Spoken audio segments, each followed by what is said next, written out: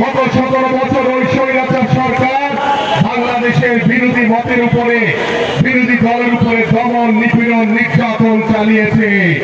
আমরা সেই রাজনীতিতে বিশ্বাস করি না।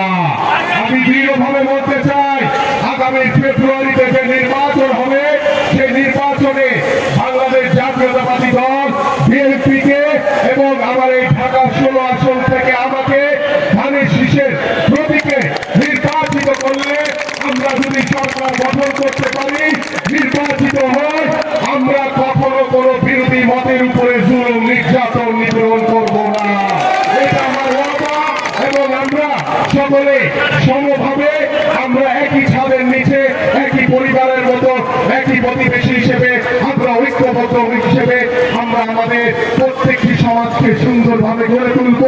আমরা আমাদের এলাকার সমস্যাগুলো সমাধান করব ইনশাআল্লাহ।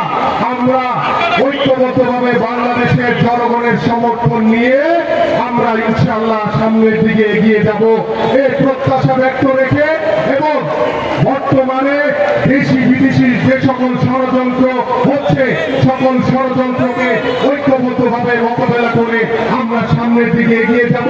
আমি আপনাদের সকলের কাছে পরিশেষে সকলের দোয়া এবং সহযোগিতা চেয়ে আমি আমার বক্তব্য শেষ করছি।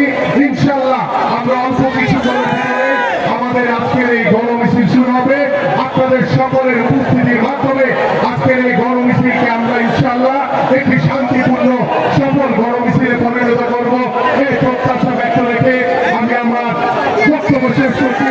বাংলাদেশ জিন্দাবাদ, বাংলাদেশ জাতীয়তাবাদী দল বিএনপি জিন্দাবাদ, মুখ্যমন্ত্রী বেগম খালেদা জিয়া জিন্দাবাদ, বিএনপির ভারপ্রাপ্ত চেয়ারম্যান জনাব তারেক রহমান জিন্দাবাদ, রাষ্ট্রপতি জিয়াউর রহমান, আমার ঢাকা 16 আসনের 93 সকলে এলাকাবাসী জিন্দাবাদ, জিন্দাবাদ।